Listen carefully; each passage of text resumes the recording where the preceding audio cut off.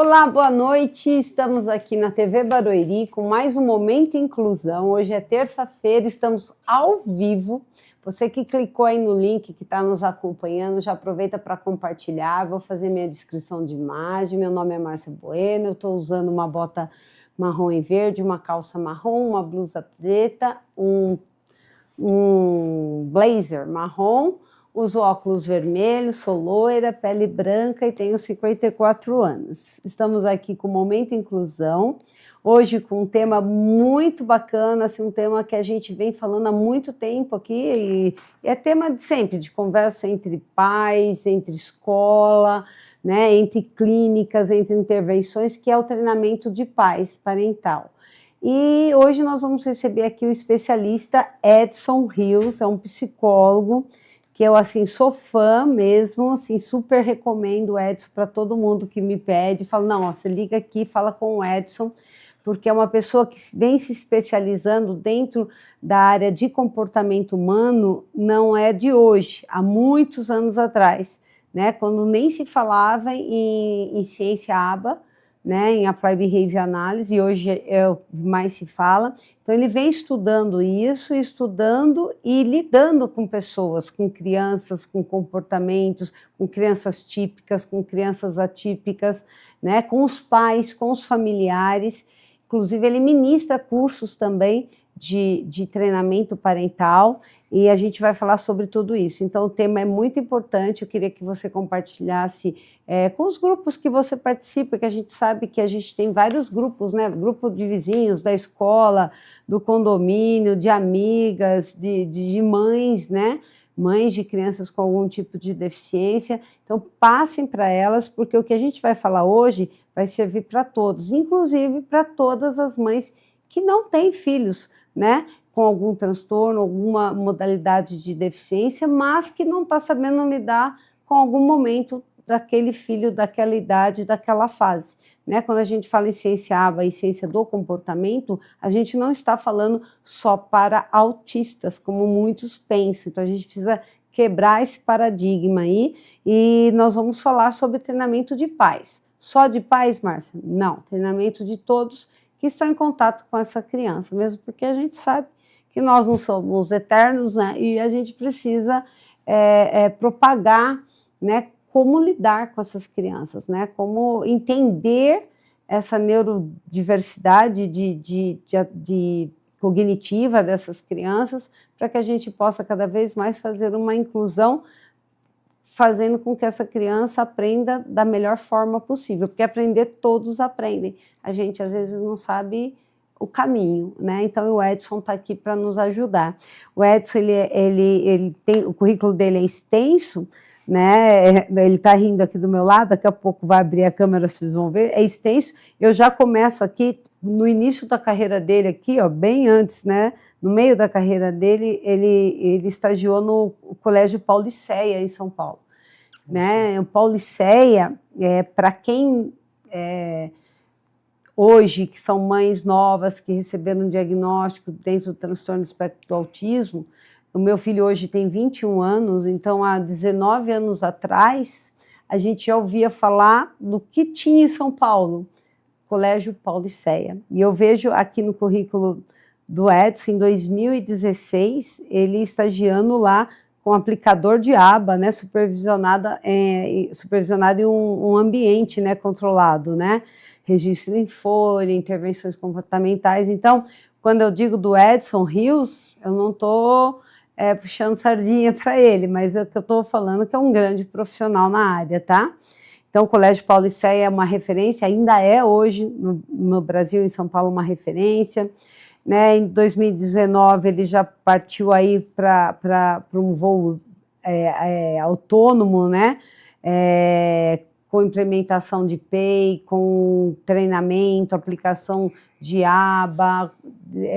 2021 ele já estava na Clínica Elo, aliás, um beijo para a Mônica, uma grande clínica que a gente tem em Osasco, né, eu conheço essa Clínica Elo.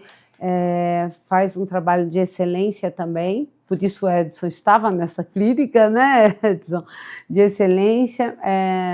Quando eu falo de excelência, gente, é que realmente faz o atendimento e a intervenção dentro da ciência do comportamento. E o Edson até vai explicar rapidinho aqui que é a questão de pontuar, dos gráficos, né, Edson, da evolução dessa criança, de entender todas as áreas da vida dessa criança, onde ele tem que se desenvolver, onde ele não tem, e como se faz isso, né, na prática, no dia a dia, né, tanto em casa quanto na clínica, e qual a importância de você participar desse processo.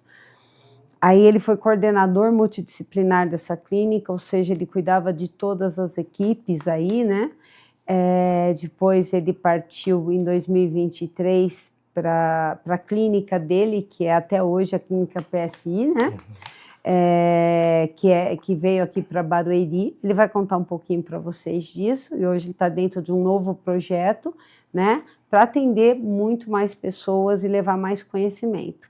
Então, eu nem escrevi muito o currículo dele, vou parar por aqui, senão não paro de falar do Edson, e quero que vocês recebam aqui, né, o Edson Rios, que já esteve conosco em vários programas, mas hoje em específico nós vamos falar de treinamento de pais.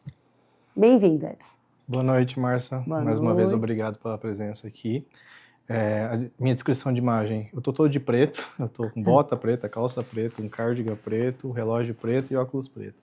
Sou um homem branco de 33 anos.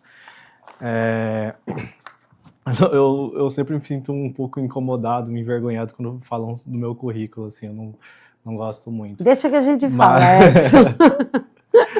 Mas, assim, atualmente a gente tem, eu, na verdade, né, estou envolvido em vários projetos. Eu gostaria de até de falar um pouco deles. Fique à vontade. A gente tem agora o Homiteia, que é um grupo de uma pessoa com quem eu estou trabalhando junto, que eu gosto muito, que é a doutora Roberta. Que eu também gosto, sou fãzona. É um projeto para fazer atendimento home care. Então a gente tem bastante atendimento. Tem a clínica dela também, com quem eu estou trabalhando junto, em parceria, que é a Horizonte Azul, que fica aqui em Alphaville, é uma clínica excelente, só tem profissionais de alta qualidade. Sim. E a gente já está expandindo para outros projetos também ali dentro. E também tem o projeto Escola da Família, né, que é um Sim. projeto que justamente tem esse foco em orientar, em ensinar, em trazer conhecimento para as redes de apoio no geral, né? Como você falou, a orientação parental, ela não é somente para os pais, né? Mas sim para a rede de apoio. O que eu quero dizer com isso, rede de apoio? É avô, tio, familiares que estão ali perto da criança, convivendo com a criança no dia a dia. Então, a escola também, o professor, sim. né? É a AT, né? É um atendimento que ele é muito amplo, né? Ele é diverso, ele não foca somente na criança. Até porque se você vai focar somente na criança, você acaba se limitando à discriminação, né? O que eu falo de discriminação? Quando a criança ela aprende a fazer algo, mas somente discriminando uma pessoa, um ambiente, uma contingência específica. Quando ela começa a generalizar, quando ela começa a fazer isso, ela tem que começar a fazer isso com todas as pessoas com quem ela convive, na escola, no parque, no shopping, em qualquer ambiente. E para que isso aconteça, precisa de uma rede de apoio, né? Ela precisa estar fazendo isso com o pai, com a mãe, com o vô, com o tio, com o professor, com fulano, cicrano, todo mundo junto. É aquilo lá de fala oi, né? Só fala oi pro Edson, porque eu gosto do tio Edson.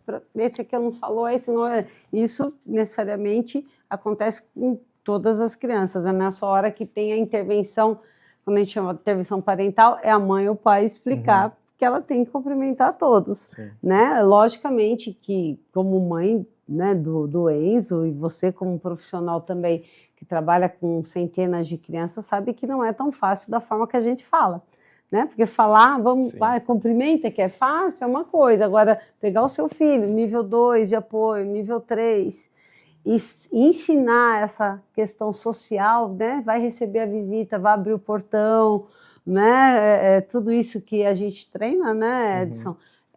Não é fácil, e eu acho que todas as mães que estão nos assistindo aqui sabem muito bem do que eu estou falando. Inclusive, daqui a pouco eu vou falar com vocês aqui pelo chat ao vivo, então se você começou a assistir agora, fala, poxa, tem aquela mãe, tem aquela outra mãe, eu conheço, pedem para elas clicarem no link, né, aqui da TV Barueri, e mandar os questionamentos, porque o que eu falo, o Momento Inclusão, ele está há 5 anos na TV Barueri, com o objetivo único de levar informação para você, e a única oportunidade. Às vezes fala, poxa, vem aqui o doutor, um psiquiatra, um neurologista, como a doutora Roberta, neurologista infantil, cientista, né, que estuda, né, e é uma oportunidade única, né, e as mães precisam aproveitar, as famílias, né, quantas famílias hoje a criança fica com o avô e a avó, e o avô e a avó não têm essa oportunidade de perguntar para um médico, para um psicólogo, né? Como eu devo lidar com uma situação. Então, hoje é um dia importante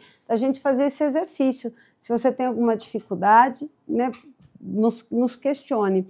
Voltando à Escola da Família, nós tivemos aqui em Barueri uma palestra, né, Edson, com a Escola da Família, com a equipe da Escola da Família, e tem justamente esse nome que é para ampliar essa família. Quem são a família? São todas as pessoas que têm contato com a gente. Nossos amigos são nossas famílias, né? E quantas pessoas que eu sei que têm os amigos como parte da família. Muitas vezes o amigo do meu filho são os meus amigos. Eu sempre falo isso, né? Porque chega uma certa idade que eles não é que eles não têm interesse nas outras pessoas, os outros não têm interesse neles, é porque às vezes não tem uma reciprocidade, né, Edson, de entendimento, né, da juventude em relação de como lidar, porque isso não é ensinado para eles também, né?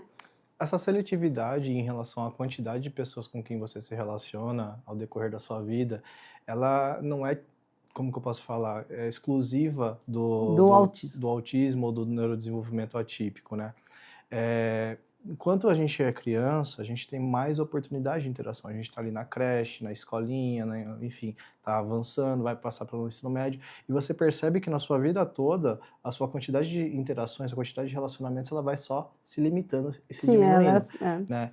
Então, você tem aquele pessoal lá da primeira infância, do pessoal da adolescência, e da vida adulta. Na vida adulta, você ainda vai... Cada um vai pegando um rumo. Exato, você vai trocando de empresa, vai se mudando de local, e, enfim, vai selecionando cada vez mais um círculo menor de pessoas com quem você convive. Então, assim, essa questão da relação social já é uma coisa que é difícil por natureza, né? Sim. Já é uma coisa que ela é tolhida. Se a gente pensar no momento atual que nós estamos vivendo, pós-pandemia principalmente, já tem uma redução ainda mais significativa. O acesso à internet, o acesso às redes sociais, que acaba liquefazendo essas interações sociais, tornando algo tudo muito mais rápido, mais fácil, ao mesmo tempo de menor valor, você observa que as interações elas começam a parar de existir. Quase zero, né? Isso. Inclusive, essa inexistência de interação social causa que alguns especialistas já estão estudando e falando como o autismo fantasma, né? Que não é necessariamente o diagnóstico de autismo, mas aquela ausência de habilidades sociais faz você ter comportamentos, né, que se associam ou se assemelham ao TEA, justamente porque o TEA, um dos pilares do TEA é justamente a dificuldade de comunicação e interação social. Então, como você já tem essa interação social totalmente tolhida, principalmente as crianças pós-pandemia, essa questão de interação muito virtual, isso acaba... Isso, e realmente eu acho que os estudos aí estão caminhando para isso, e a gente já tem falando das crianças da pandemia, né? Meu filho não foi diagnosticado porque estava em pandemia, ou meu filho ficou assim por conta da pandemia, porque não teve esse contato com outras crianças da idade dele e tudo, né? Mas o que o Edson está querendo dizer é multifatorial, multifatorial, né? É muito amplo. Eu vi uma matéria justamente falando sobre isso, uma entrevista, depois eu vou até te mandar, porque eu acho interessante, tem a ver isso com o que você está falando, que é essa questão de quando inventaram, né, as coisas rápidas, o TikTok cada vez mais rápido, a informação, não é que você se aprofunda na informação, você tem informações rápidas e você libera uma dopamina no seu cérebro, que você quer cada vez mais, e isso faz com que você, por exemplo, perca a concentração em outras coisas que antigamente... Com aumento de TDAH, e antigamente a gente fala, nossa, mas não existia tanto. Mas antigamente, quando nós, né, na minha época, não tinha isso aqui, esse aparelhinho na mão, a gente tinha um livro e a gente tinha que se concentrar. Exato. E nessa pesquisa é muito interessante, pessoal, porque ele fala assim, faça um teste, pegue um livro, Se você conseguir passar da terceira página, sem dar uma olhada para ver alguma notificação, só concentrado ali, você já está num bom caminho. Ou seja, muitas vezes a pessoa começa a ler, a pegar alguma coisa para ler e desinteressa por conta do celular. É como se fosse um vício mesmo, Sim. né? E aí fala dessa questão, né? As pessoas deixaram de pensar, de raciocinar, de refletir sobre as coisas, porque as informações são muito rápidas e não são profundas, não são aprofundadas, né? E por que é interessante a gente falar isso quando a gente está falando do tema de orientação parental? Só para a gente tentar Sim, voltar um pouco, resgatar. né, essa questão do tema. Porque toda a dinâmica familiar, a dinâmica do ambiente, a dinâmica de cultura e da vida daquele organismo, ela é completamente influente no comportamento dele. E como eu falei, a orientação parental, ela não é somente para pessoas com algum tipo de desenvolvimento neuroatípico, né? Ela é para pais no geral, ou para familiares, ou para rede de apoio no geral. E quando a gente está observando isso, a gente tem que observar o que a gente brinca, né, fala que são os 3 níveis de seleção, né, que é o nome técnico para isso, que seria o ambiente, o corpo da pessoa, a fisiologia dela, né, como que ela está se sentindo, e a história de vida.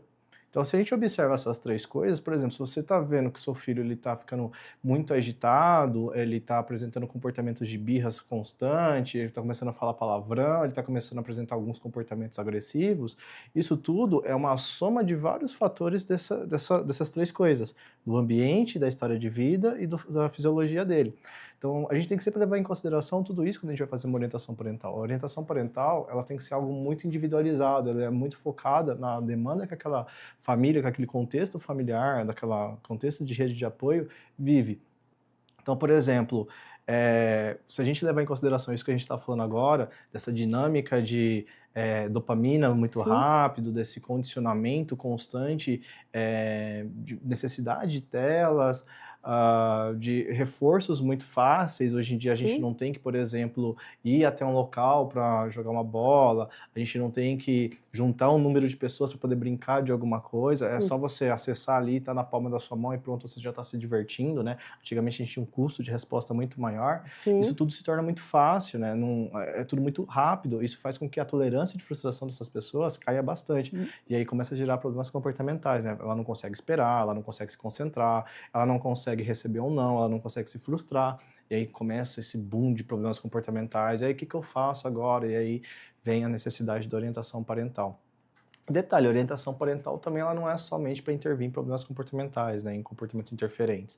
Ela serve para uma diversidade de coisas, como que instituir comportamentos pedagógicos, por exemplo, como que a gente aumenta a probabilidade desse organismo querer fazer aquelas atividades, como trabalha habilidades sociais, de comunicação, repertórios básicos, que são os cuspidez, né? O que são repertórios cuspidez, né? Se a gente pensasse numa casa, o cuspidez seria o chão da casa, a base da casa. É aquilo que permite você estruturar novos comportamentos cada vez mais complexos. Sem esses repertórios você não consegue fazer isso.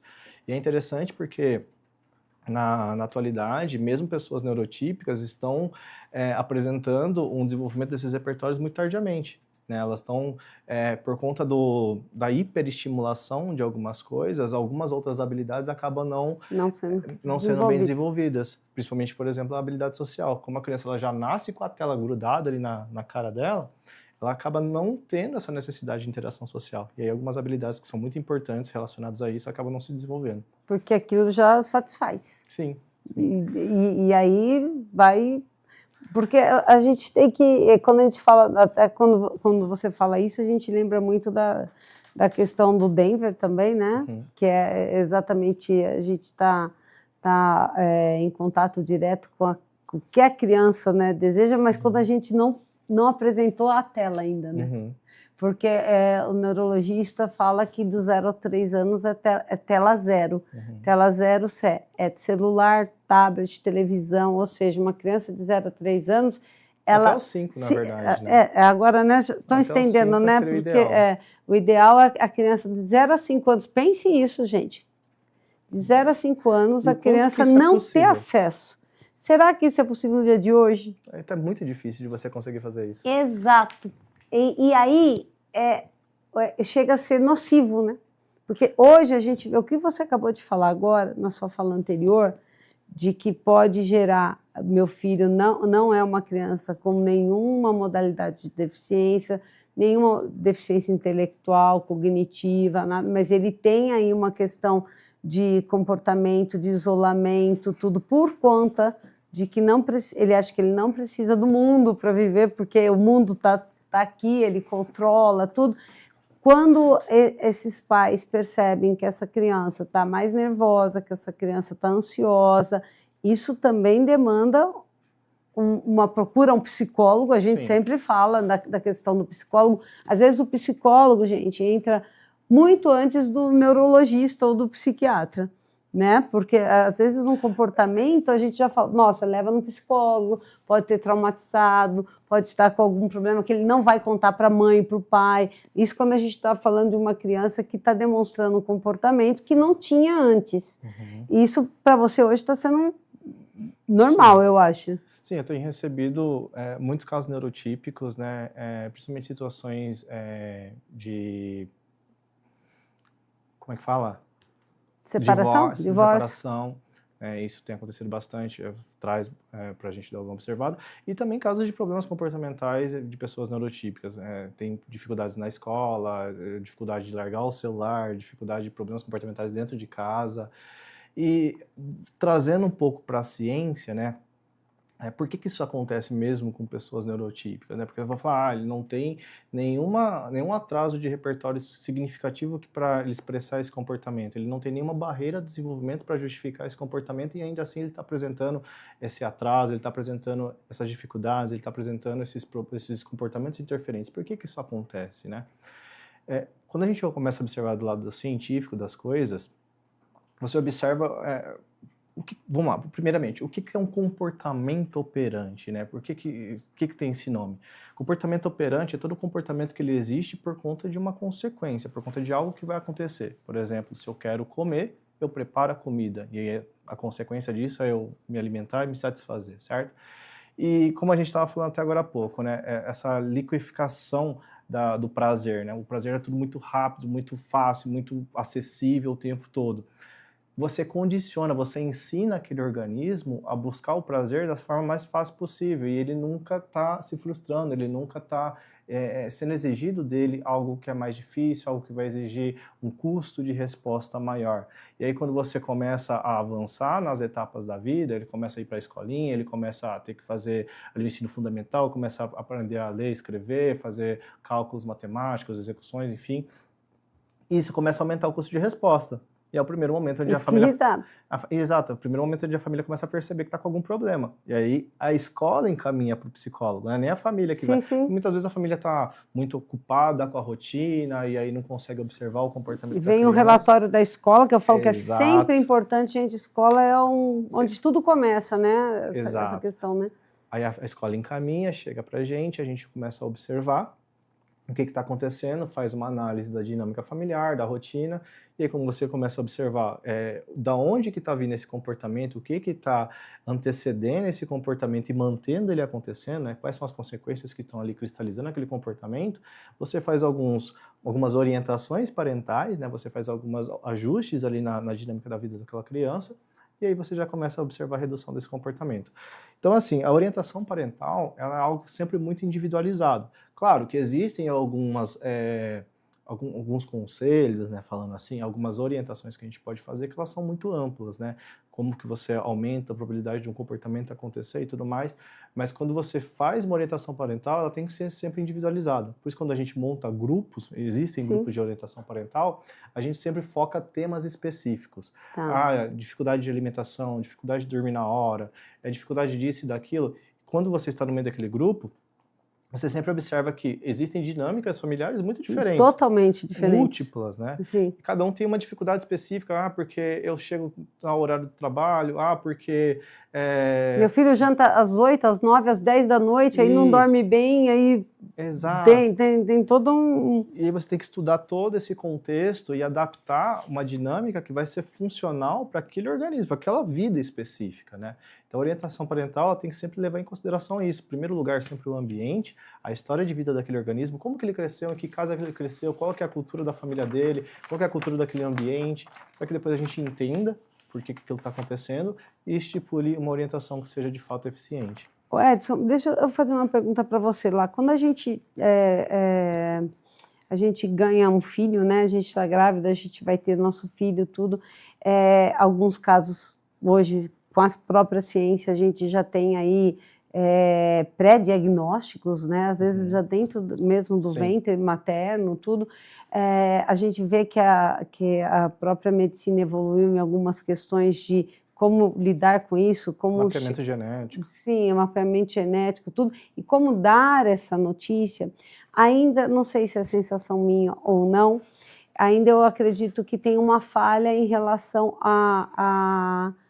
ao diagnóstico do que vai causar na vida como você fala, daquele organismo. Uhum. Então eu vejo muito frustrações de pais e mães que esperam daquele filho algo que... É um luto. Que lá atrás, se o médico tivesse explicado, olha, isso pode acontecer como não pode acontecer, ou isso aqui, devido ao comprometimento intelectual, à sua deficiência cognitiva, tal, isso aqui vai ser muito mais difícil de ele alcançar. Eu vejo muitos pais se frustrando em relação a uma capacidade que às vezes o filho não vai ter. Esse treinamento de pais, quando feito adequado, também se fala nesse sentido? Bom, quando chega uma demanda para a gente individualmente no Sim. consultório, a primeira coisa que a gente faz é essa psicoeducação, né? Tá. A primeira coisa que tem que ser entendido é o que é aquele diagnóstico, né? Afinal de contas, chega alguma coisa ali para você, você não é especialista, você Sim. trabalha com outras coisas, um administrador, um TI, engenheiro, não tem necessariamente um conhecimento a respeito daquele diagnóstico, apesar de estar sendo muito falado hoje em dia sobre transtornos do neurodesenvolvimento. Sim. Ultimamente, né? Então, assim, quando chega aquele diagnóstico, a primeira coisa que a gente faz é explicar esse diagnóstico para a pessoa, fazer ela entender o que está acontecendo, por que aquilo está acontecendo, quais são as características daquele diagnóstico, como que a gente pode melhor garantir uma qualidade de vida para aquela pessoa, né? Então, e detalhe, né? O mais interessante é quando isso acontece nos primeiros meses de vida. Sim. Quando a criança acaba de chegar, a gente faz intervenção precoce, né? Quando a criança acaba de chegar, é a nossa melhor oportunidade de garantir o melhor prognóstico possível, o melhor resultado possível. Então a gente faz essa orientação, faz essa psicoeducação. O que é psicoeducação? É basicamente você mostrar para a pessoa quais são todas as características daquilo, o que aquilo faz, como é que aquilo funciona, o que você pode fazer para melhor direcionar a vida do seu filho e garantir os melhores resultados possíveis. Primeira coisa é essa psicoeducação, depois uma orientação parental no sentido de fazer intervenções específicas para demandas específicas, tá lá no dia a dia, o que está acontecendo, ele está com dificuldade de fala, ele está com dificuldade de banheiro, principalmente, desfraude, está com dificuldade em relação a problemas comportamentais, como que a gente vai lidar individualmente sobre cada uma dessas demandas. E aí tem uma orientação que ela é muito individualizada, por isso que é até difícil de falar isso na televisão, porque quando você faz uma orientação, ela não pode ser aplicada para qualquer pessoa. Generalizada, não? Não pode ser generalizada, exatamente. Se eu pego e falo alguma coisa para você e a outra pessoa que está ouvindo pega e fala, vou tentar fazer aqui também, pode acabar ter até um resultado pior, né? Um resultado que vai, em vez de garantir uma melhora, vai piorar o caso. O Edson está, vamos resumindo assim, na nossa linguagem, é assim, por exemplo, a gente está aqui, de repente uma mãe vai fazer uma pergunta aqui, de um comportamento do filho. O Edson pode tentar dar algumas dicas, mas ele não sabe quem é a criança, qual o ambiente que ela vive, qual o contexto, quando isso aconteceu, qual o diagnóstico, se há outras comorbidades juntas. Lembra, a gente precisa sempre compreender, fazer a análise funcional, né? Sim. Primeira coisa que a gente sempre precisa compreender é o ambiente, como que é esse ambiente, onde ele vive, a história de vida dele, né, como que ele cresceu, onde ele cresceu, como são essas pessoas com que ele cresceu. Isso é uma coisa muito ampla, é gigante quando você começa a fazer essa observação. E como é que é o fisiológico dele. Para fazer o fisiológico, inclusive, a gente precisa de mapeamento neurológico, né? Então precisa fazer vários exames, enfim, tem vários exames que vai medir níveis de ácidos, níveis de neurotransmissores, movimentação, eletroencefalograma, Eletroencefalo. enfim, faz várias avaliações ali para você entender o que está acontecendo naquele organismo. Porque, por exemplo, tem organismos que não tem como você fugir, precisa de uma medicação para fazer o equilíbrio, Sim. né? Porque tem uma produção alterada de algum neurotransmissor específico, está faltando, por exemplo, serotonina, e fica com a criança extremamente hipotímica ou irritada. Então, assim, é importante observar isso, trabalhar junto com o neurologista, o psiquiatra, é sempre importante ter esse trabalho em interdisciplinar, Sim, multidisciplinar. em rede, né? A Isso. escola, tudo. E aí fazer uma avaliação de todos esses contextos para depois falar, olha, a melhor coisa que você pode fazer é assim, assim, assado. Tenta fazer desse jeito. E aí você consegue os resultados. Lembra quais são os pilares do ABA? O ABA tem 7 pilares, né? Tem 7 características para que ele aconteça. E um desses pilares, o principal deles, é que é eficaz. Ele é comprovadamente, é uma ciência, e por isso que ela é eficaz. Então tem que funcionar. Quando a gente faz o ABA certinho, observando todas essas camadas, todos esses contextos, todos esses antecedentes, a gente consegue falar, olha, é aqui que a gente vai atuar e é aqui que a gente vai garantir resultado. Muitas vezes a gente não vai conseguir garantir aquele resultado absurdo e vai falar, nossa, meu filho saiu disso e agora ele está ali voando. Não, mas a gente consegue garantir o resultado de melhora. E às vezes para voar vai anos, não são meses. Mas gente. É possível, é possível. Sim, é possível voar, mas eu digo que não é um milagre. Por isso... não é essa coisa de pode, pim, que você vai lá, faz 3, 4 sessões e pronto, já está fazendo tudo, não precisa mais. Não então, é isso. Dentro desses 7 pilares que o Edson falou, eu queria que você falasse assim, o mínimo, Edson, de quando uma clínica fala a minha intervenção é ABA, todos aqui somos ABA. Minimamente. Mínimo, o que essa mãe que está achando que o filho está fazendo ABA precisa saber que tem que existir nessa clínica? Perfeito. Minimamente, o que tem que acontecer, que é assim, que a gente pega muito em cima disso, pega muito no pé. Tem que acontecer, porque se não acontece, não é ABA. Primeira coisa, registro. Tudo que você está fazendo ali, não adianta você sair da sua sessão e a pessoa pegar e falar, olha, ele foi muito bem hoje, pronto. É medido em quantidade, então, quantidade de acerto, quantidade de erros, quantidade de vezes você apresentou em apoio. Então, é medido de uma forma quantitativa e qualitativa. Todas as sessões têm essas medidas. Precisa ter um PEI, que é um planejamento de ensino individualizado. Então, assim, você não tira da sua cabeça o que eu vou fazer. Eu vou começar aqui a trabalhar a pedagogia porque ele não sabe ler e escrever. Então, vou trabalhar ali, ele começa a identificar letras, números, enfim. Não.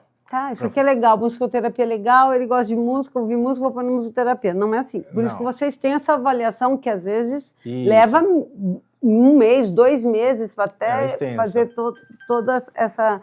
Pode atender, nós estamos ao vivo aqui, deve ser alguém querendo fazer uma pergunta para o Edson. Não, é um alarme mesmo. É um alarme. Gente, eu falo isso porque às vezes tem pessoas que falam assim, nossa, mas ele está demorando para ser atendido. Nós estamos ainda em avaliação, né? Porque muitas vezes o profissional pode até desconfiar do próprio diagnóstico, né? Dentro de uma avaliação total. Acontece muito. Muito, né? Por quê? O que acontece? Quando uma avaliação ela é feita de uma forma errônea, incompleta, ela pode gerar uma impressão inadequada. E aí o que acontece? As famílias elas buscam diversas avaliações em lugares diferentes. Sim. Aí você vai observar num local, falando, olha, a avaliação é assim, assim, assado, a gente vai fazer aqui. E se é feita essa aplicação de uma forma inadequada, insuficiente, vai dar um resultado inferior ou vai dar um resultado diferente do que é observado. E aí vai dar essa informação para a família, agora a família vai ficar com uma pulga atrás da orelha. Será que é ou será que não é? E aí, isso que gera muito essa discussão, essa dificuldade.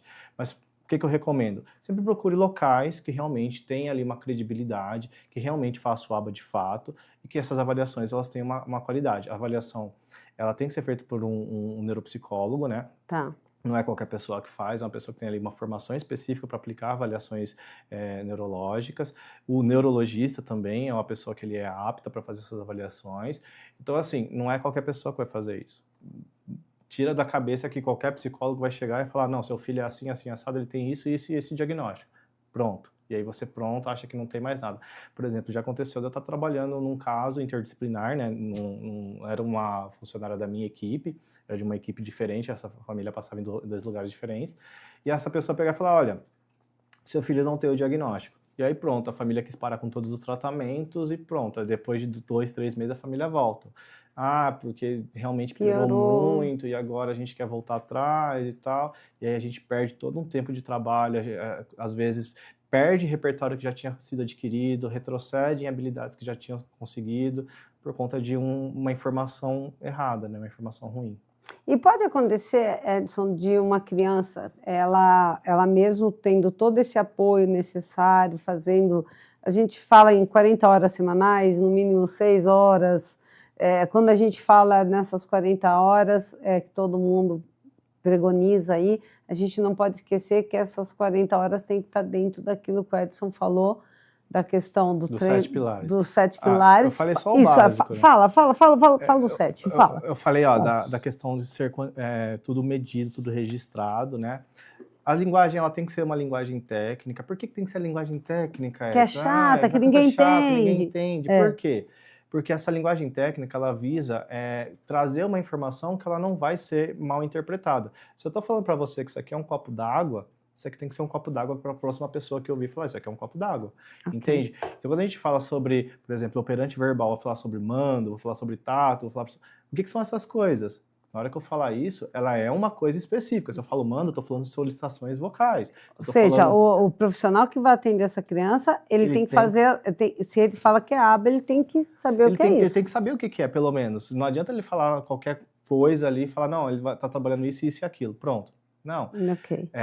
Tem que ser generalizável, essa também é a base do ABA. Não existe essa questão de, ele faz só no consultório, ou ele faz só na casa, ele só faz na escola o comportamento. Todo comportamento aprendido, ele tem que acontecer em todos os ambientes. Se ele está acontecendo só com você, qual que é o objetivo dele fazer um comportamento só com você? O que benefício que isso vai trazer para a vida dele? Não, quando ele está aprendendo, por exemplo, falar, olha, eu quero um copo d'água, ele tem que pedir um copo d'água para a mãe, para a professora, para o fulano, para a cicrano, para todo mundo. E para isso acontecer, todo esse fulano, essas pessoas precisam da orientação parental. Dessa orientação. Todo mundo precisa estar atuando junto. Por exemplo, o que a gente faz normalmente? Com uma equipe terapêutica, uma equipe multidisciplinar, nós normalmente fazemos orientações para as escolas. Então, nós vamos até a escola, muitas vezes com demandas específicas, vai um profissional até lá e faz uma orientação para a equipe daquela escola, para o coordenador, para os professores, para o auxiliar de sala, e chama todo mundo numa salinha e faz uma orientação específica. Por exemplo, ele está com uma demanda de sobrecarga sensorial, ele está ali com uma dificuldade de processamento sensorial.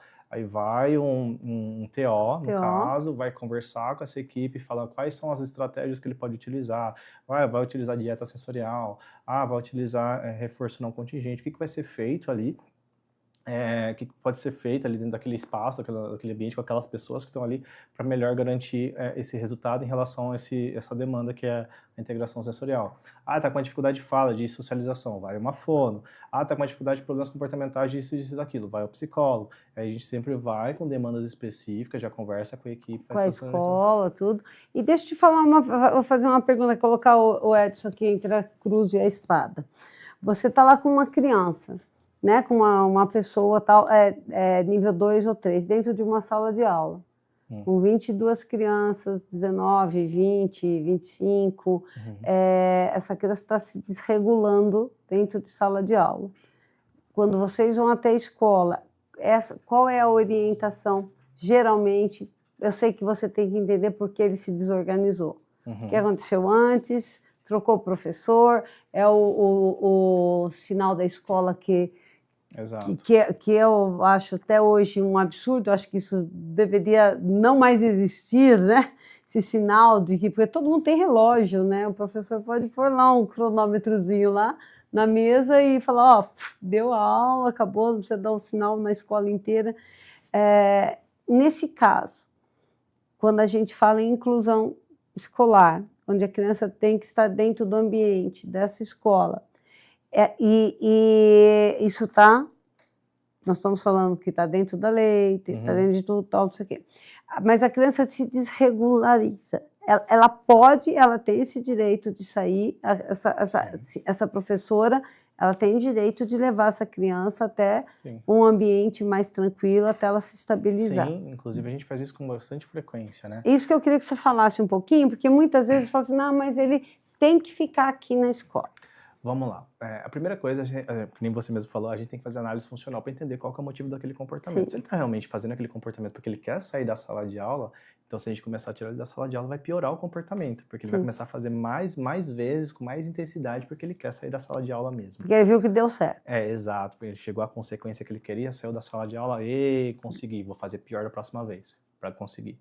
Então, realmente precisa de uma análise funcional. Quando você percebe que existem situações que realmente está garantindo uma desregulação sensorial, que ele está realmente começando a ficar estressado, porque a gente tem que levar em consideração a individualidade daquele organismo. Exato. Tem gente que não consegue ficar sentado por muito tempo, tem gente que não consegue receber tais tipos de estímulo por muito tempo, tem gente que não consegue ficar com muita luz por muito tempo. Enfim, tem múltiplas questões ali sensoriais que podem realmente causar uma sobrecarga.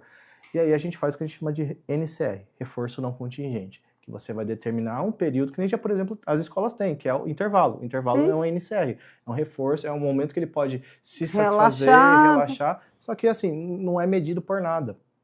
Por isso que é não contingente. Ele não teve que fazer nada para ganhar aquele reforço, ele não teve que se comportar bem, ele não teve que fazer um número X de lição. É direito de todos sair na hora do intervalo. Exato. Quando você programa NCRs para o dia a dia dele, você está programando momentos de pausa para se autorregular, para se readaptar àquelas demandas, se sentir melhor e poder voltar para a sala de aula com mais qualidade. E justamente não apresentar o problema comportamental, né? Não apresentar, por exemplo, o heterolesivo, alguma coisa específica. Então a gente faz esses NCRs. Mas vamos lá.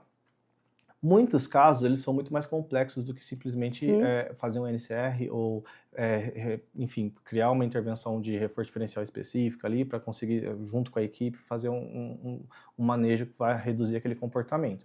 Muitas vezes, os comportamentos da criança já estão tão cristalizados, porque já chegou tarde aquela informação, a equipe não conseguiu dar conta daquilo, aquele comportamento se consolidou, que você fazer uma intervenção qualquer ali só vai piorar o comportamento daquela criança e todas as tentativas que você fizer, se você falhar, vai ensinar um comportamento pior. Porque toda vez que eu apresento uma contingência, o organismo vai tentar fazer uma contracontingência. Então, por exemplo, você está colocando aqui uma atividade de matemática, eu pego e jogo essa atividade longe. Aí você pega como contracontingência e fala, olha, se você desenhar então. Se você fizer atividade bonitinho, eu vou deixar você fazer tal coisa. E aí ele começa a gritar mais ainda, uma outra contra-contingência. Toda vez que você faz uma coisa, ele faz uma coisa contra. E aí você vai tentando, ele vai se opondo, ele vai se opondo, ele vai se opondo, e ficando cada vez mais expansivo esses comportamentos dele. Até chegar um momento onde você vai, não consigo, não aguento, vou parar aqui, deixa ele à vontade, deixa ele fazer o que ele quiser. E aí você acaba ensinando cada vez comportamentos cada vez mais problemáticos. Ou seja, em vez de você trazer ele para você vai perdendo aquela criança. Exato. E às vezes a gente chega para atuar na escola, vamos supor, às vezes a família vem buscar, olha, meu filho está acontecendo isso dentro de sala de aula, o que eu faço? E aí você vai observar, já chegou a um ponto onde está muito avançado aquele comportamento. E aí não tem muito o que se fazer, a gente vai precisar colocar um terapeuta dentro daquele espaço para realmente conseguir garantir o resultado. Porque sem esse terapeuta, qualquer tentativa ali pode, inclusive, aumentar mais o comportamento. Porque essa pessoa, vamos supor, é um professor para uma sala de aula de 20 alunos, para mais, certo?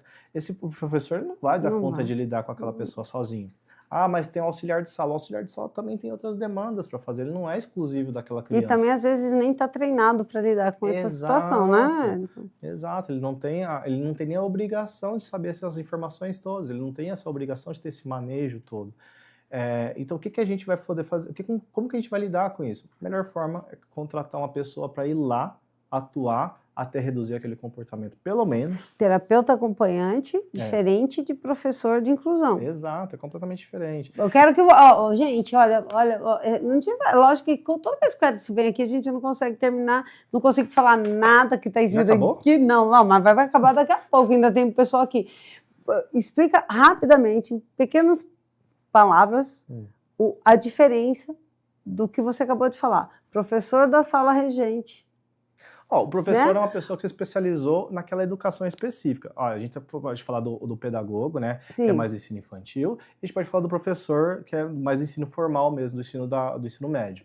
Todos eles tiveram uma especialização específica. O pedagogo, muitas vezes, ele tem, sim, um manejo melhor para conseguir lidar com comportamentos, porque eles aprendem um pouco disso na faculdade, na graduação, mas o professor da sala de aula do ensino médio para frente, ele não aprende isso. Ele vai aprender o que é da área dele. Então, ele não tem essa propriedade para conseguir lidar com tudo aquilo. E aí você fala, escolas estaduais agora tem um programa que está começando a trazer esse tipo de conhecimento para essas pessoas. Sinto muito, mas a qualidade ainda não está chegando ao que é necessário. Então é sim importante a gente valorizar a profissão daquela pessoa que foi especializada para aquilo, para aquela pessoa que está realmente trabalhando para atuar naquilo. E o que acontece? Atualmente, inclusive está no rol taxativo, não tem, como é que fala, quando a gente está falando de lei, a gente jurisprudência. Não tem jurisprudência em cima dessa profissão, que é o AT, que é o acompanhante terapêutico. E aí, por conta disso, pessoas que têm o atendimento por convênio, principalmente, não conseguem acesso a esse AT. Quando o convênio, inclusive, sabe que está tendo um atendimento de AT, eles até cortam quando os atendimentos. Quando está indo na escola, ele vem e corta. Isso. Eles não pagam. Porque eles entendem que a intervenção só tem que ser dentro da clínica. Exato, dentro do ambiente clínico. Só que a criança não vive no ambiente clínico. Exato. A criança ela está na casa, está no parque, ela vai apresentar problema comportamental em vários ambientes. E se eu estou fazendo... Lembra que eu falei que a generalização é que tem que acontecer aquele comportamento dentro dos ambientes? Sim. Se eu estou fazendo atendimento dentro da clínica, eu não consigo fazer a generalização. Então já acaba tolhendo um dos pilares do ABA. Qual é o problema da educação não entender a ciência? A questão não é a educação entender a ciência, a questão é a burocracia, porque a educação ela entende muito bem a ciência. Esse parecer, por exemplo, cortou bastante coisa. É a burocracia, porque assim, a gente está falando de grandes empresas, né, convênios, que têm ali um poder aquisitivo enorme, que conseguem fazer lobbying para conseguir mover políticas, que conseguem mover pareceres de iniciativas públicas e tudo mais. Então, assim, é do interesse deles que isso não aconteça, né? Porque, afinal de contas, reduz um pouco do custo que eles teriam. Afinal de contas, eles teriam que arcar com um custo maior, porque agora eles teriam que pagar os ATs, eles teriam que pagar mais atendimentos e mais horas e tudo mais. Então, é melhor para eles, do ponto de vista Mas tem uma diferença entre professora de inclusão e o atendimento terapêutico. A professora de inclusão ela tem uma... Ela acompanha o PEI junto com a professora regente, porque a professora regente é aquela que coordena toda a sala, a professora de inclusão é aquela que dá apoio para as crianças que precisam desse apoio, né? E o acompanhante terapêutico é uma pessoa a mais dentro dessa equipe, dentro dessa sala, que vai lidar com o comportamento e não com o pedagógico, é isso? Sim. A professora de inclusão, ele vai ter na graduação dele várias informações a respeito do desenvolvimento atípico, mas ele não vai ter na graduação dele, por exemplo, informações a respeito de condicionamento de comportamento. Sim. Ele não vai ter isso, ele vai ter como que ele vai garantir repertórios diversos. São coisas completamente diferentes. Não dá para você colocar tudo no mesmo caixa. É isso que eu queria que você falasse um pouquinho isso, porque tem muita gente que confunde. Inclusive, eu estava numa conversa com uma colega no sábado agora. Ela estava falando justamente isso, porque a gente precisa de uma supervisão para pessoas que estão trabalhando ali com psicopedagogia e tudo mais. Aí eu peguei e falei, olha, eu até posso dar orientação. Ela olhou para mim e falou, olha, todo respeito, mas minha área, sua área, são coisas diferentes, mas são mesmo, a gente tem que respeitar isso. Sim. São duas coisas diferentes. Eu não tenho um repertório... eu não aprendi a como fazer algumas coisas que eles fazem, né? E eles também não aprenderam a fazer algumas coisas que eu faço. Então, assim, são coisas completamente diferentes. A gente tem que respeitar isso. Na verdade, por isso se chama uma equipe, né? Exato. Porque um vai somando com o outro. Exato. Existem alguns modelos de educação que já estão tentando um pouco burlar isso, né? Sim. Por exemplo, no Canadá, a gente escolhe uma pessoa específica, vamos supor você, vai ser escolhida, e você vai receber a orientação de uma equipe multidisciplinar inteira. Então tem as especialistas de cada sua área, mas você vai receber a orientação de TO, fono, psico, você vai virar uma super mulher. Um super conhecedor sobre aquilo. É uma tentativa de reduzir o custo, porque agora tem Mas aí eu vou apoiar uma criança ou vou apoiar mais? Você apoiar... Todas as crianças da escola? Quantas crianças você quiser. Mas você está sendo munida de várias informações de vários especialistas diferentes. Isso permite que você tenha uma maior autonomia, reduz o custo, afinal de contas agora é um profissional para várias pessoas, e o custo que você vai ter é somente com a supervisão que você vai receber desses especialistas. Mas isso que você falou agora é uma coisa importantíssima, gente. Toda pessoa, toda AT precisa ter um supervisor. Se a gente estiver falando em ciência do comportamento, a gente precisa ter um Edson na sua vida que oriente Até eu tenho supervisor. Então, você também tem supervisor, você também tem seu psicólogo, você, né? Mas especificamente aquela AT que está indo para a escola com o seu filho todos os dias, não a professora da escola, mas a AT que está indo, ela tem que responder e ser orientada por um supervisor. Se não tiver Muitas vezes um você tem toda a supervisor, não é habilidade. aba. Muitas vezes você tem todas as habilidades, toda a condição de fazer aquele atendimento, toda a autonomia, você é uma pessoa extremamente inteligente, tem um domínio da sua prática, mas ter uma visão diferente que permite você... Por que você fez isso e não fez aquilo? Ah, não tinha pensado nisso. Exato. Isso é supervisão. Supervisão não é simplesmente você ter ali um acompanhamento técnico, ter ali um embasamento técnico o tempo todo. Claro que isso é importante, muitas vezes a gente acaba trazendo isso para o nosso supervisionando, mas a ideia é: dá uma olhada para esse lado aqui. Eu sei que você está vendo isso aqui, mas você já viu isso aqui antes? Isso ajuda bastante. Muitas vezes a gente está tão focado no problema que a gente não consegue ver o todo. E né? aí, tendo uma pessoa olhando de fora, permite você ver isso. E dentro de sala de aula, eu acho que até para o professor regente, aquele que está coordenando a sala, tem essa questão do aprendizado também, né? Porque ele pode não ter essa capacidade, mas ele vendo ali e vendo que funciona, ele pode utilizar isso também, né? Porque ele aprende pela imitação, né? Como criança, né? A gente vê, poxa, ele está fazendo, deu certo, também vou fazer. A gente treina para isso em qualquer lugar da vida, né? Isso é muito legal de observar na prática, porque o que acontece é o seguinte: muitas vezes, muito recente, isso ainda está acontecendo bastante, a gente está observando pessoas que ainda não têm uma experiência com desenvolvimento atípico, professores que ainda não têm uma experiência com desenvolvimento atípico, extremamente ansiosos dentro da sala de aula. Sim, porque ficam receosos, né? Aí chega o AT, o AT ele entra dentro da sala de aula, começa a fazer as atuações, esse cara fica mais ansioso ainda. O que esse cara está fazendo aqui? Será que ele está me observando? Será que ele vai falar para a mãe o que está acontecendo aqui? Sim. Será que eu estou sendo ineficiente? Será que está faltando alguma coisa, por isso que entrou esse cara aqui? E começa uma ansiedade gigante.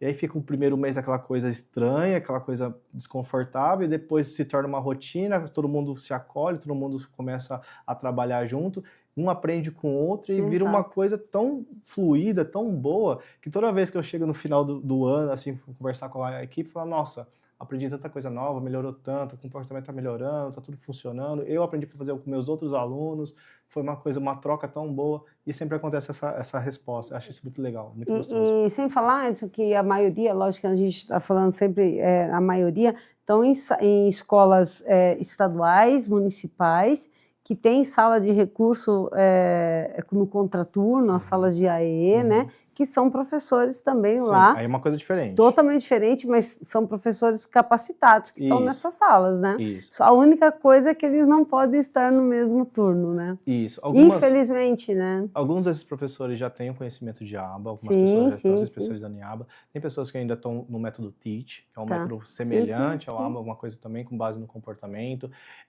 Tem pessoas que vão se especializar em Denver. Então, assim, tem uma especialização muito mais direcionada para aquelas demandas neurodivergentes. Tá. Gente, vou falar com o pessoal que está aqui. Elionai está aqui. Oi, boa noite, Elionai. Ela está aqui. Beijo, viu? Ela falou que ia assistir mesmo, viu? Ela falou assim: é muito importante cuidar do psicológico da mãe e da criança também. Sim. Sim.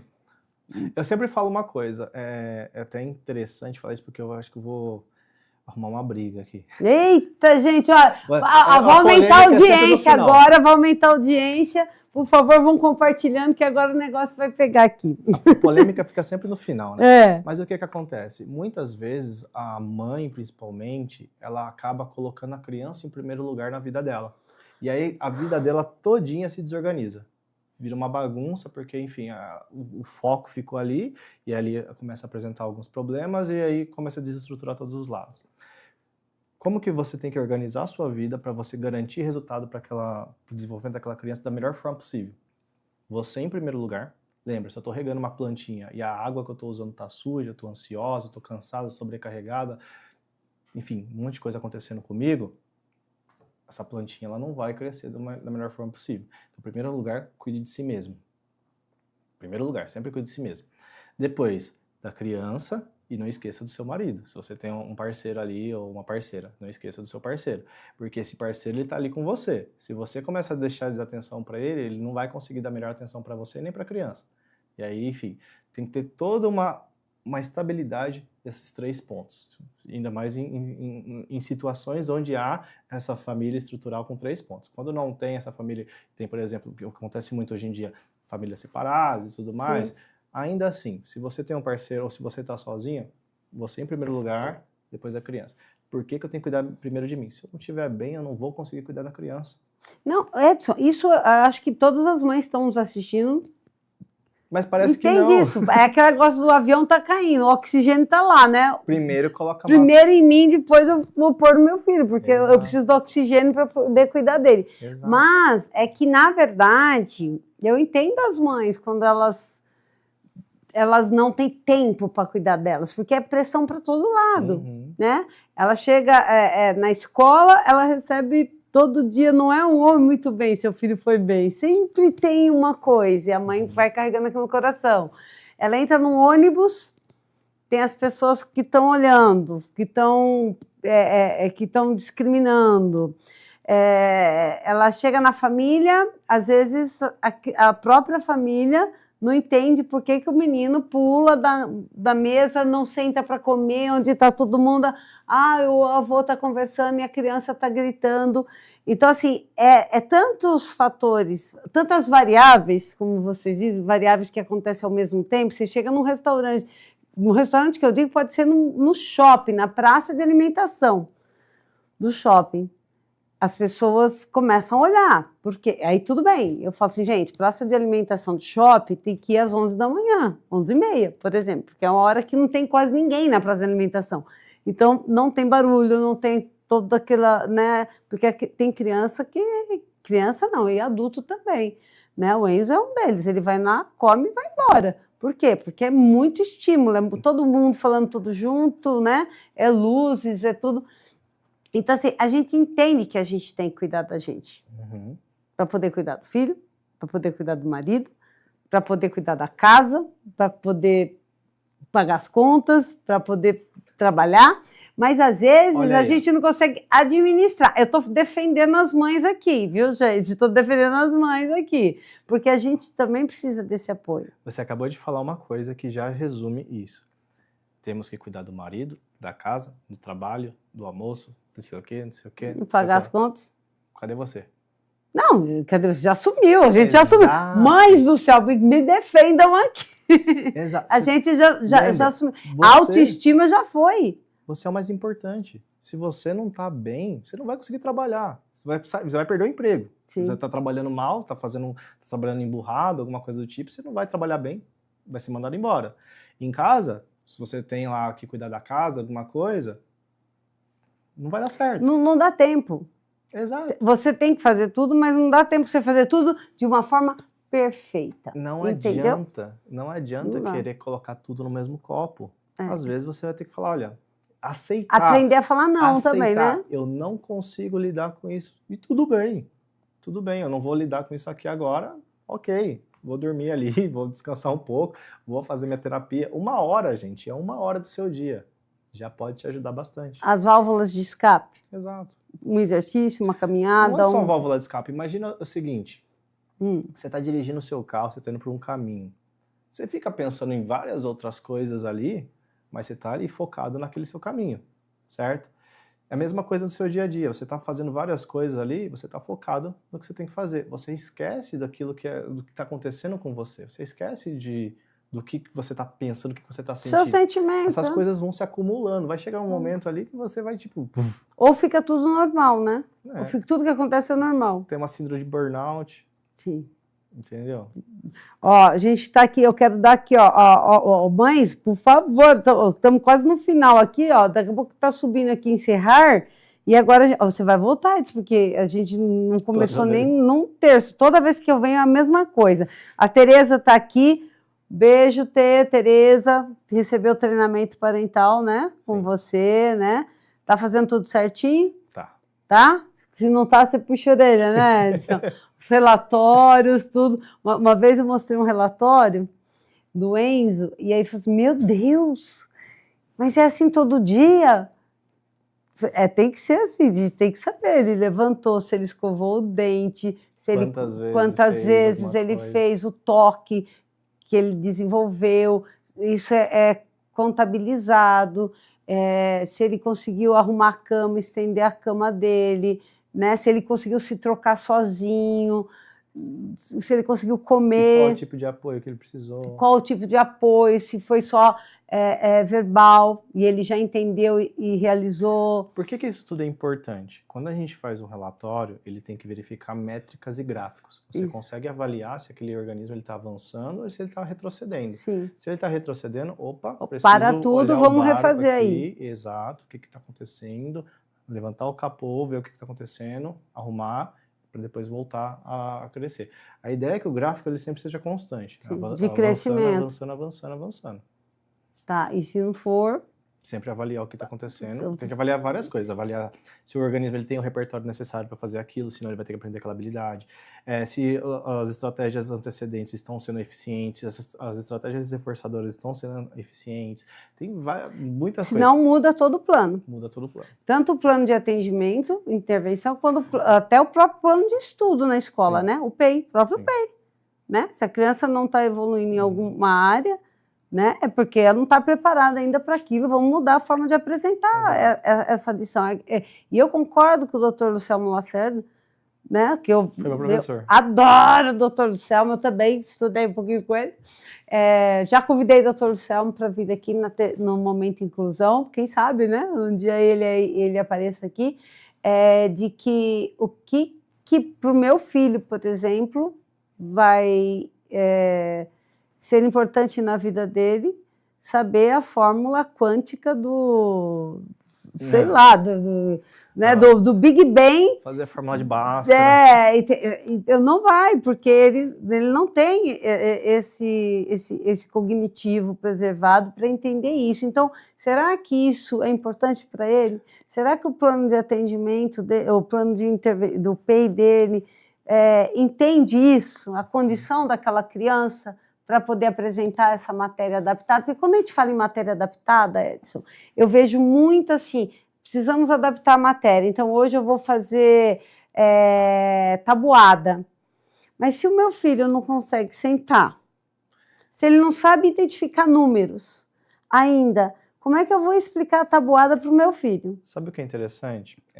A gente está observando, principalmente agora com esse boom de informação que a gente está tendo no mercado, muitos diagnósticos tardios. Então, a pessoa ela chegou lá depois dos 19, 20 anos de idade e começou agora a correr atrás das avaliações, porque entendeu-se que tem ali um atraso significativo, que foi feito antes não estava sendo eficiente, e aí ela vai atrás do diagnóstico, recebe o diagnóstico e começa a fazer algum tipo de intervenção. Só que assim, uma pessoa com 20 anos de idade já viveu uma vida inteira e não aprendeu algumas coisas que são básicas. E a gente tem um protocolo de avaliação que eu acho excelente, principalmente para demandas como essa, que se chama Essentials for Living. O essencial para a vida. Isso é aplicado para todos, com a idade? Não, todo mundo pode aplicar?